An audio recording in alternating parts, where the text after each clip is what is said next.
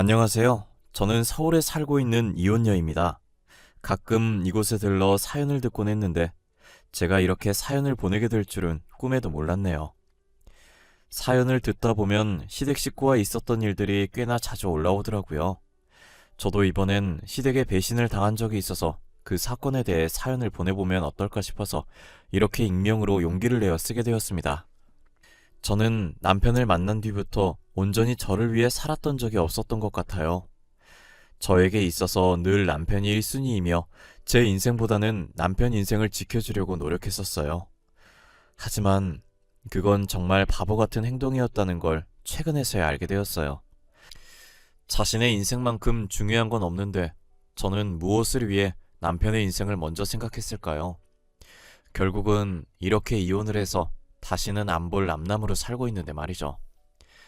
저는 대학교 1학년 때 축제에서 저와는 다른 과인 남편을 만나면서 군대도 기다려주고 대학 졸업하고 교사가 될 때까지 옆에서 묵묵히 응원해주고 뒷바라지를 해왔었어요.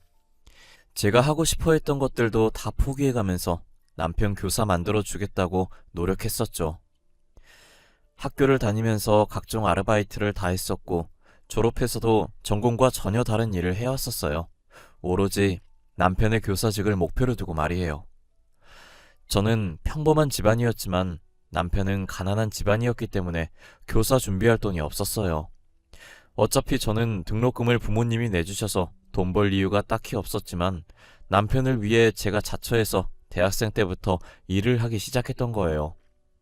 편의점 아르바이트도 해보고 고깃집 아르바이트도 해보고 학교 앞 맥주집 아르바이트도 해보고 대학생이 할 수 있는 아르바이트는 다 해봤다고 해도 과언이 아니었을 정도였어요.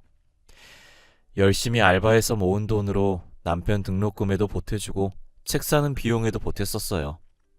남편은 자신을 위해 힘들게 일하는 저를 보며 항상 미안해하고 고마워했어요. 내가 방학 동안 모은 돈이야. 이번 학기 등록금에 보태고 남는 돈은 책 사는데 보태. 내가 지금 너한테 해줄 수 있는 게 이것밖에 없어서 너무 미안해. 너가 뭐가 미안해. 내가 너무 미안하고 고맙지. 내가 이 돈을 받아도 되는 건지 모르겠어. 너는 굳이 일 안 해도 되는데 괜히 나 때문에 매번 고생하고 정말 미안해. 그런 말 하지 마. 진짜 기운 빠져. 나는 너가 아무 걱정 없이 공부에만 몰두했으면 좋겠어.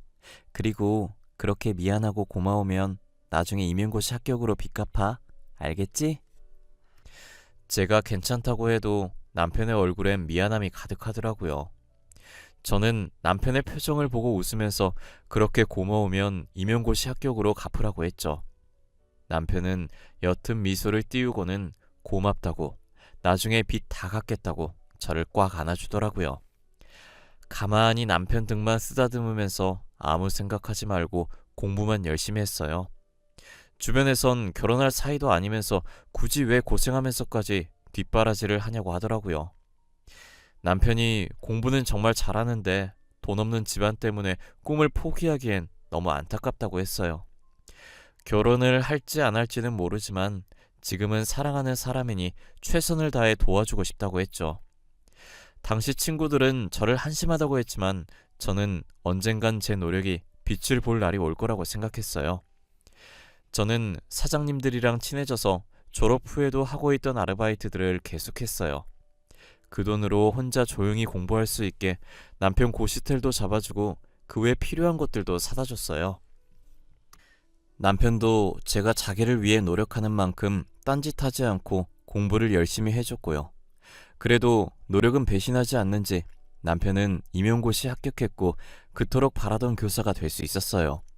운이 좋게 앞으로 출근할 학교도 남편 집과 가까운 곳으로 발령이 났더라고요.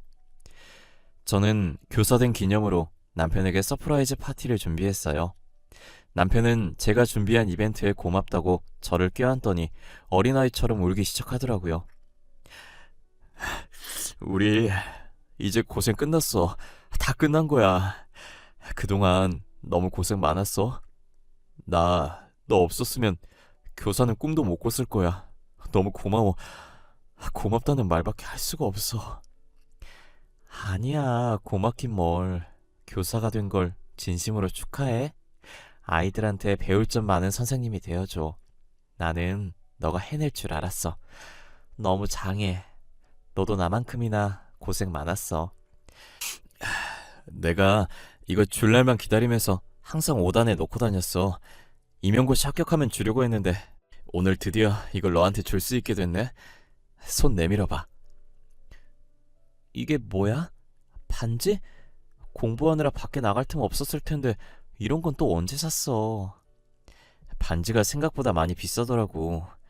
지금은 내 형편이 좋지 못해서 비싼 건 못 해주지만 이제 돈 버니까 앞으로 돈 모아서 더 비싼 반지 손에 끼워줄게.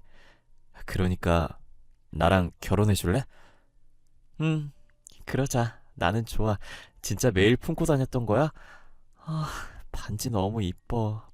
나한텐 이 반지가 세상에서 제일 이쁘고 제일 값비싼 반지야. 너무 고마워.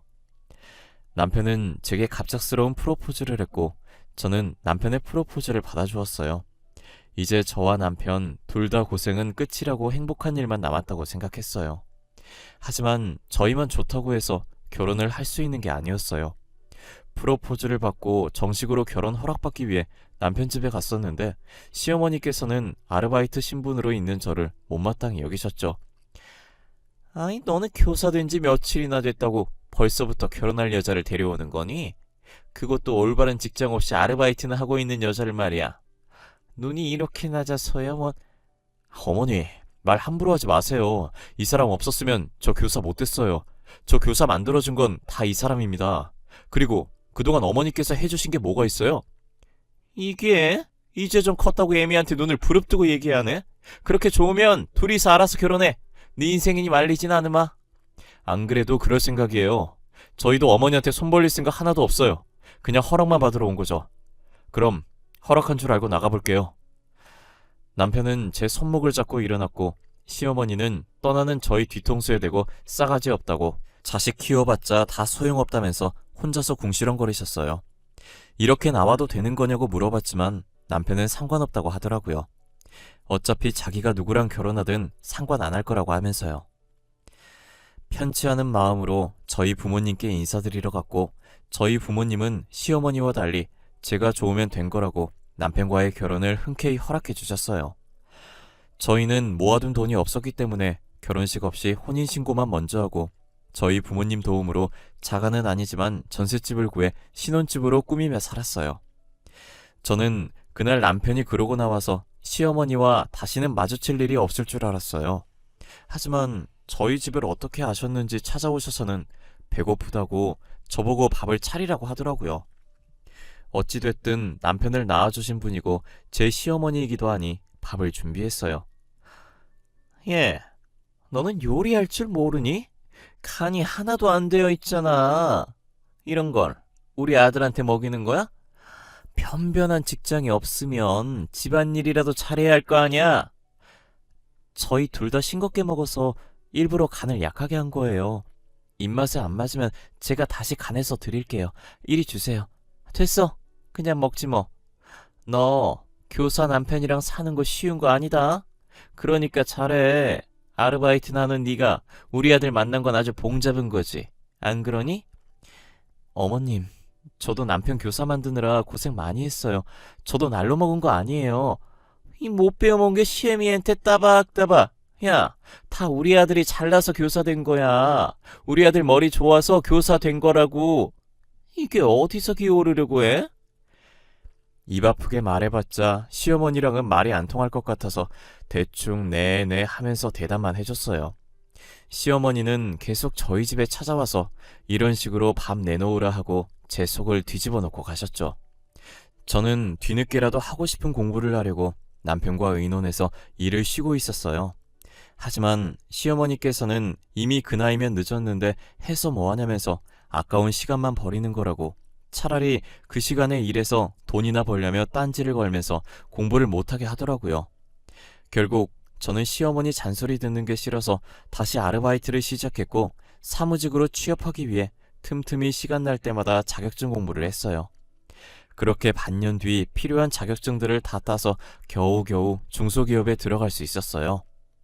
중소기업에 경력이 없어서 남들보다는 월급은 많이 적었지만 아무래도 사무직이다 보니 하루 종일 앉아서 일하니까 음식점 아르바이트 할 때보다 몸이 훨씬 편했어요. 이래서 다들 회사에 들어가려고 난리구나라는 생각을 했죠. 저는 빨리 진급해서 월급이 올랐으면 하는 바람에 선배한테 많이 배우려고 하고 남들이 하기 싫어하는 일도 맡아서 하고 회사를 정말 열심히 다녔어요. 그렇게 빠르게 회사에 적응을 해나갔고 남편도 학교에서 열심히 일하면서 저희는 여느 맞벌이 부부들처럼 안정적인 생활을 하기 시작했어요. 하지만 제가 다니는 회사가 정말 작은 회사다 보니 진급을 해도 월급이 적더라고요. 그래서 경력을 쌓아서 조금 큰 회사에 들어가야겠다는 목표를 새롭게 잡았어요. 저희는 집을 자가로 사기 전까지 아이도 만들지 않기로 합의했었어요. 하루라도 빨리 저희 명의로 된 집을 가지기 위해 휴지 한 칸도 아껴 썼어요. 하지만 어느 순간부터 남편이 집에 늦게 들어오기 시작하더라고요. 술을 마신 것 같진 않은데 온전한 정신으로 매번 귀가 시간이 늦어졌어요. 요새 자꾸 늦게 오는데 무슨 일 있냐고 물어도 다른 선생님한테 돈 문제로 고민 상담하다 보니 얘기가 길어졌다고 하는 거예요. 당신 요즘 왜 이렇게 집에 늦게 와? 술 먹는 건 아닌 것 같은데. 당신 학교에 무슨 일이라도 있는 거야? 얼굴도 안 좋아 보여. 그냥 다른 선생님한테 고민 상담하다 보니 얘기가 길어졌네. 요즘 둘 다 돈 문제로 고민이 많거든. 그 선생님도 집 살려고 우리처럼 아등바등 하더라고. 아, 그래? 하긴 요즘 서울에서 집 구하기가 하늘의 별 따기지. 돈도 돈이지만 아예 집이 없으니까. 그 선생님도 머릿속이 많이 복잡하시겠네. 그래서 퇴근하면 둘이서 이야기하느라 시간 가는 줄 모른다니까. 그래도 우리는 둘이서 돈 버는데 그 선생님은 혼자라 더 힘들 거야. 아, 아직 결혼 안 하셨나 봐. 혼자서 힘들 텐데 집 살려고 열심히 사시네. 진짜 대단하시다. 우리도 그렇게 열심히 살면 얼른 집 살 수 있을 거야. 돈 때문에 너무 스트레스 받지 마. 여보, 혹시 내가 내일 술 좀 마시면서 얘기하려고 하는데 돈 좀 줄 수 있어? 용돈이 다 떨어져서 돈이 없네. 10만 원만 줄 수 있을까? 아직 중순밖에 안 됐는데 벌써 돈이 다 떨어졌어? 알겠어. 내일 출근할 때 10만 원 줄게. 그렇게라도 스트레스 풀어야지. 내일은 당신이 그 선생님한테 한턱 쏴. 저는 몰랐었는데 남편이 집 문제로 꽤나 스트레스를 많이 받는 것 같았어요. 그렇게 동료 선생님과 같이 한잔하면서 속 좀 풀라고 조금씩 돈을 줬었어요. 그런데 그게 습관이 된 것 마냥 계속 이런 약속 저런 약속이 있다며 돈을 달라더라고요. 그렇다고 큰 돈을 요구하는 것이 아니라서 아껴 쓰라고 하면서 매번 달라는 대로 줬었던 것 같아요. 제가 자신이 달라는 대로 주기 시작하니까 간이 배 밖으로 나왔는지 금액도 점점 커져가더라고요. 이젠 이유도 말 안 해서 한 번은 왜 그렇게 돈을 자주 많이 달라고 하냐고 하니까 교사보다 교수가 더 좋은 것 같다고 대학 교수 되고 싶어서 준비 중이라고 하는 거예요. 저한테 말했으면 팍팍 지원해줬을 건데 왜 진작 말 안 했냐고 물어보니 괜히 열심히 일하는 저한테 신경 쓸 일 하나 더 쥐어주고 싶지 않았다더라고요. 저는 남편이 교수가 되는 것도 나쁘지 않다고 생각해서 학생 때 임용고시 준비 도와줬던 것처럼 똑같이 제가 쓰는 돈을 더 아껴서 남편을 아낌없이 밀어줬어요. 하지만 교수 되는 것이 좀처럼 쉽지 않은지 저만 보면 한숨을 쉬기 시작하더라고요. 그런 남편의 모습을 보니 제가 돈을 지원해주는 것 말곤 대신 할 수 있는 게 없어서 속상했어요. 거기다 남편이 학교를 옮기게 됐는데 집이랑 거리가 먼 학교로 발령이 난 거예요. 저희가 살던 집이 남편 학교와도 가깝고 제 회사랑도 가까워서 출퇴근하기 좋았거든요. 남편이 제 직장 때문에 선뜻 이사 가자고는 말 못하고 오피스텔을 하나 구하겠다고 하더라고요. 솔직히 저도 남편이 생각한 것처럼 저희 회사가 가까워서 이사 가고 싶은 생각이 없었어요. 그렇다고 남편을 여기서 출퇴근시키자니 왕복 3시간이라 힘들 것 같아서 오피스텔을 구하라고 했죠. 제가 집 구할 때 같이 알아봐 주겠다고 했는데도 굳이 자기가 구하겠다고 더 이상 짐들기 싫다고 하면서 시어머니랑 둘이서 집을 보러 다닌 것 같았어요. 남편에게 용돈 없어서 돈 받아갔었는데 오피스텔 들어갈 돈은 있냐고 제가 보태준다고 하니 시어머니께서 보태주시기로 했다고 한사코 거절하더라고요. 이상하게 남편이 계속 제게 선을 긋는 듯한 느낌이 없지 않았어요. 그렇게 남편이 오피스텔을 구해서 나간 지 3개월이 되었을 때였어요. 저는 다음 날이 주말이어서 간만에 늦게까지 드라마를 보려고 거실에서 TV를 보고 있었어요. 한창 재밌게 보고 있었는데 갑자기 누군가 집 문을 부서질 듯 두드리는 거예요. 이 시간에 올 사람이 없으니 무서워서 인터폰으로 확인해 보니까 남편이 비틀거리면서 서 있더라고요. 놀라서 문을 열어줬는데 남편이 술에 취해서 몸도 잘 못 가누고 그대로 제 쪽으로 쓰러졌어요. 술을 얼마나 마신 건지 남편한테 코를 찌를 듯한 술 냄새가 진동을 하더라고요. 왜 오피스텔에 안 가고 여기 왔냐고 하니 남편은 갈 곳 없다고 여기서 자겠다고 우기는 거예요.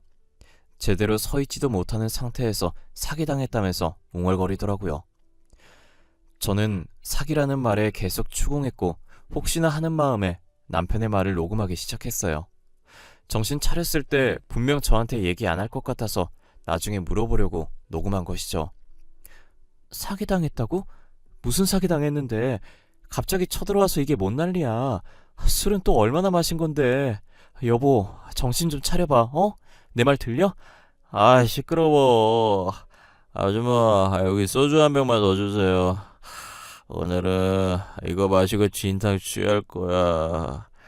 소주랑 돼지 껍데기도 하나 주세요, 아줌마. 에? 돼지 껍데기 같은 소리 하고 있네. 여기 식당 아니야. 정신 좀 차려봐. 아니, 당신이 무슨 사기를 당했다는 거야? 어? 무슨 사기 당했는지 말 좀 해보라고. 아, 내 돈 다 들고 도망갔어. 걔가 나랑 우리 엄마 돈 다 들고 튀었어. 부자라고 하더니 그것도 아니었어. 나는 엄마 말만 믿다가 망한 거지 뭐. 누가 당신 돈을 다 들고 도망갔다는 거야? 내가 알아듣게 좀 말해. 그래야 도와주든 말든 하지. 범인 잡아야 할 거 아니야. 아줌마, 이 얘기 저희 집사람한테는 비밀이에요. 알겠죠? 우리 둘만 알고 있어야 해요. 에? 저 다른 여자 만난 거 알면 진짜 집에서 쫓겨나요. 집사람은 나만 보며 살았는데 너무 미안해. 알고 보니 남편은 이때까지 저 몰래 시어머니께서 소개시켜준 여자를 만나고 있었어요. 시어머니도 여자 집안이 부자라는 걸 듣고 남편에게 소개시켜준 것이었어요. 남편은 처음에 안 만난다고 했었는데 계속 시어머니께서 몰아붙이는 바람에 만나기 시작했더라고요. 부자라는 말만 듣고 시어머니는 저와 이혼시키고 상간녀랑 결혼시키려고 했죠. 그런데 상간녀는 사실 부자도 아니고 백수에 가진 것 쥐뿔도 없는 여자였어요. 상간녀도 교사 남편 만나 안정적인 남편 월급 받아먹으면서 인생 펴볼 생각만 한 거죠. 상간녀는 부자인 척하면서 아버지가 엄해서 돈 달라는 소리를 못하겠다고 하면서 계속 남편한테 돈을 뜯었고 그동안 제가 줬던 돈들은 다 그 상간녀한테 갔어요. 그리고 저희 집과 먼 학교에 발령이 났다는 말도 거짓말이었어요. 상간녀랑 같이 살려고 시어머니랑 같이 있는 돈 없는 돈 다 끌어서 오피스텔을 구한 거더라고요.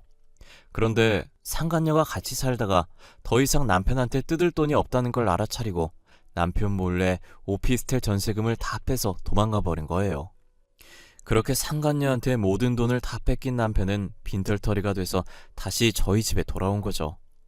저를 식당 아줌마라고 생각하고 있었던 일들을 다 말하는데 듣는 내내 어처구니가 없더라고요. 상간녀가 있었던 것도 어이가 없지만 그 상간녀한테 전 재산을 뺏겼다는 게 정말 기가 찼어요. 제가 학생 때부터 그동안 어떤 고생을 해가면서 남편을 교사로 만들어 왔는데 한순간에 제가 쌓은 성들이 무너지는 기분이었어요. 누군가 제 머리를 망치로 세게 치고 지나간 듯한 얼얼한 느낌이 들었죠.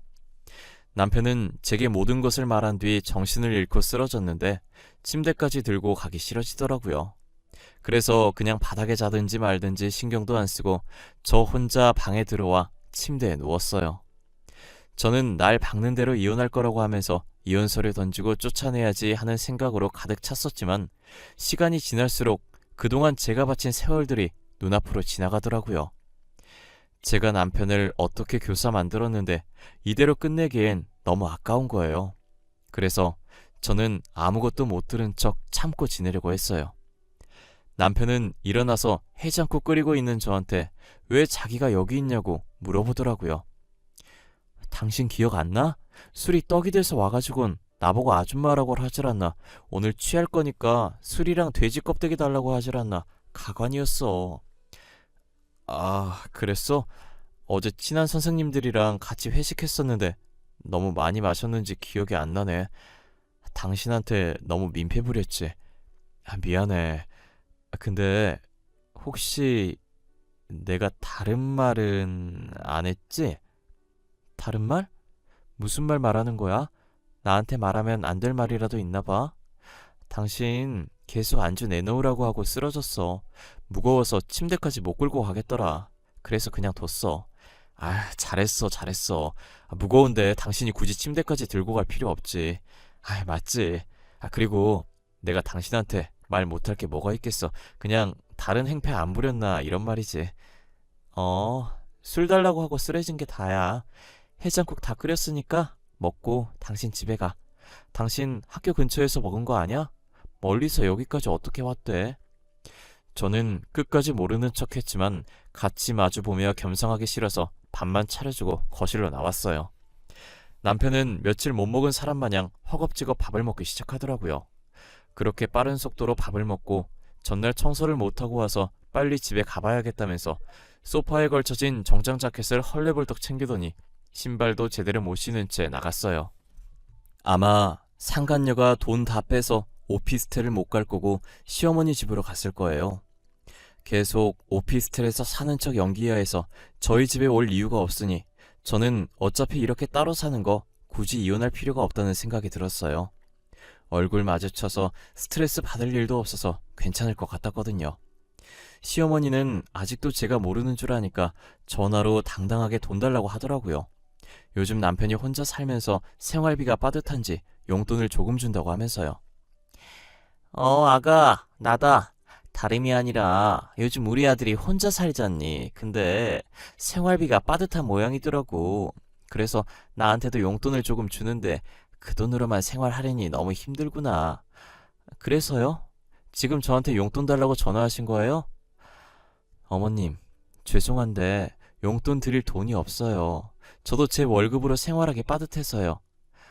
아니, 내가 네 월급을 다 달라고 한 것도 아닌데 넌 왜 이렇게 예민하게 받아들이니? 시애미가 며느리한테 수그리고 부탁하는데 너는 그렇게 싸가지 없게 말해야겠어? 죄송해요. 제가 요즘 신경 쓸 일이 있어서 저도 모르게 그렇게 말했나 보네요. 그런데 저 진짜 어머님께 드릴 돈 없어요. 죄송해요. 돈 얘기하실 거면 연락하지 말아주세요.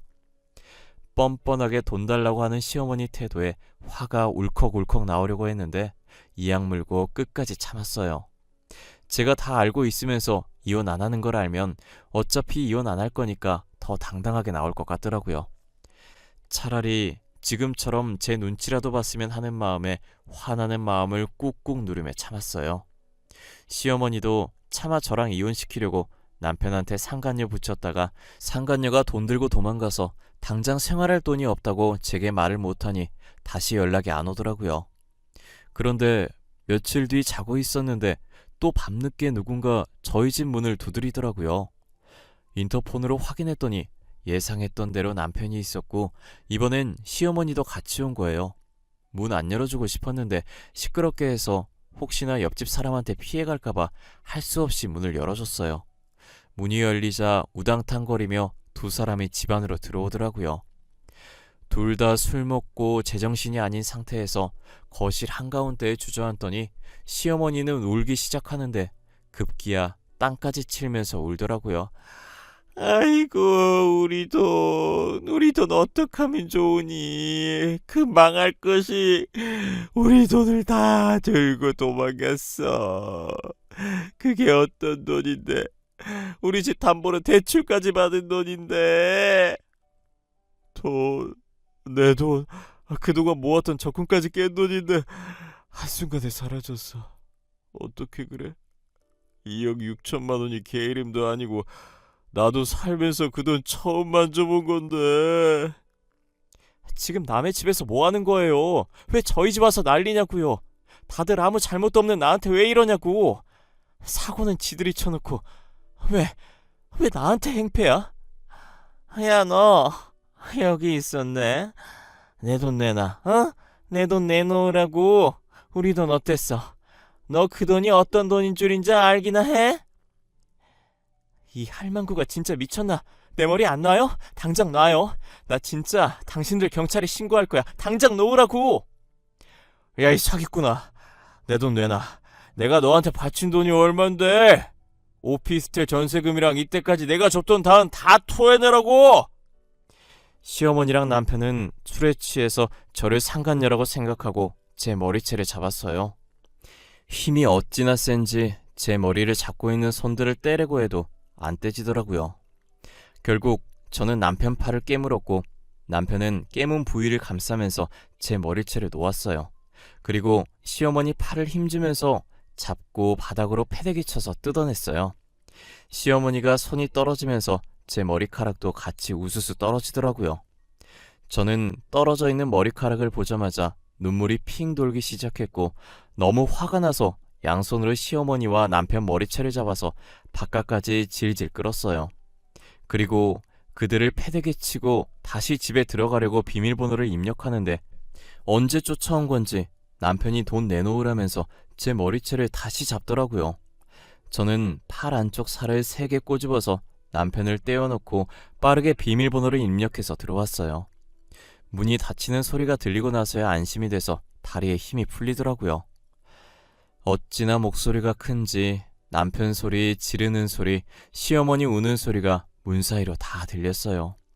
한참을 시끄럽게 하더니 옆집에 사는 몸집 큰 남자가 나와서 시끄럽다고 소리 지르니 시어머니의 울음소리가 뚝 그치더니 그 뒤로는 고요하게 아무 소리도 안 나더라고요.